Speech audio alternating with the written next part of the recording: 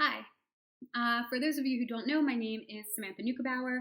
I am an American living abroad, mostly based in Abu Dhabi, but I travel for work and pleasure quite often. Since 2016, I have been keeping a blog of the short stories that I read. And for this new year, I'd like to try something new, which is to do a weekly video on a short story. My idea is to keep the video under 5 minutes and to focus on one story, not a collection. I'm inspired by a lot of the booktubers that I watch, and though my ambitions are not maybe as lofty as theirs or about numbers, I really just want a place to talk more about short stories. And this week, I'm going to be talking about Edith Wharton's Roman Fever. So I will be giving spoilers, so read it if you haven't yet, or just listen and enjoy what I have to say about it. This book comes from the Persephone book of short stories, which is from the Persephone bookstore in London. I bought last week in Bloomsbury.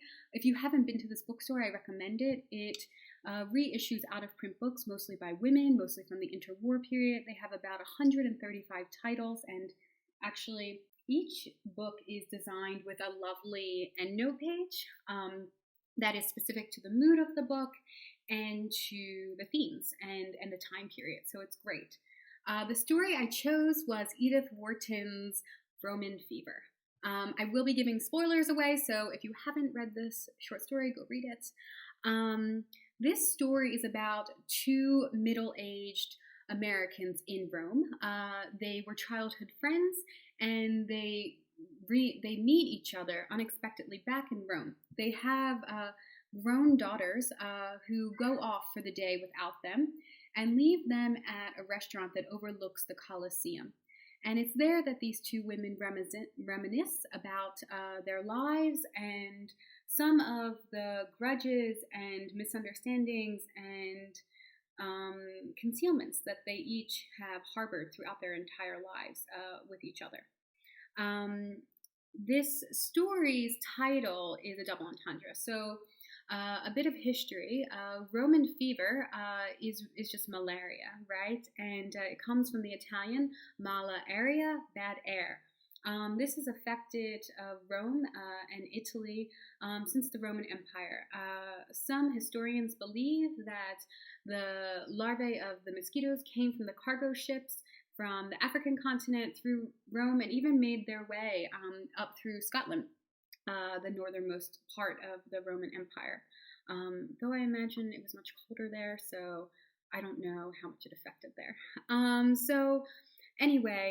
But Roman fever also stands to mean the amore, the love, the passion that can become a type of disease too in this place. In this story, it is revealed that Mrs. Annesley had a one-night liaison with Mrs. Slade's late husband that produced her daughter, Barbara. This revelation becomes the last line. So the last line is a kicker in this story.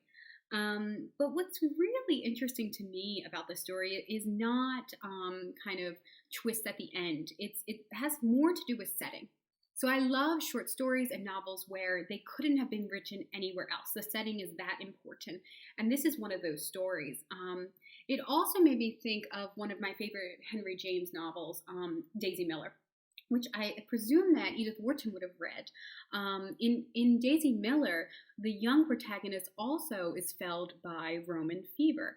And this story takes place in the late 19th century. So, about 45 years before this one. What I like about this story too is it's a story of Americans abroad. And American abroad is always a kind of a funny thing, right? And there are always prejudices that go against any group while they're traveling. But why I think this story is still relevant is while these women are there in this beautiful setting, they're watching the sunset over the Palatine Hill, they're filled with bitterness and remorse and actually thinking more about their own lives and each other. Their self-absorption steals them from this scene. And at the same time, what Wharton does is she makes the weather conditions and what the moon is doing and what the sun is doing be reflexive to what is going on in the relationship of these two women. It kind of gives new meaning to the idea that, you bring your baggage with you wherever you go.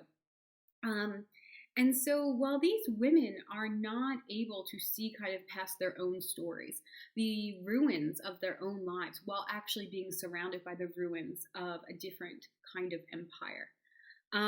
This story is about mothers and daughters. It's about deception. It is a story about how can we ever know the truth about someone. What I think really works well with this story too is kind of the idea of how big we make our own stories, and how even the greatest stories become ruins eventually, right? The story of the Roman Empire. I'm going to read a line of this before I close. This comes from Mrs. Slade. I was just thinking, she said slowly, what different things Rome stands for to each generation of travelers. To our grandmothers, Roman fever. To our mothers, sentimental dangers. How we used to be guarded. To our daughters, no more dangers than the middle of Main Street. They don't know it, but how much they're missing. So I just wanted to leave with this idea of how a city can mean different things for people in different generations. And so maybe either think about Rome, if that is one of the cities in your own story, or another city that has meant something to you. And what will it mean maybe for your son or daughter, or what did it mean, for your mother or your grandmother? Was it the same? Was it different? How did it change? Thank you.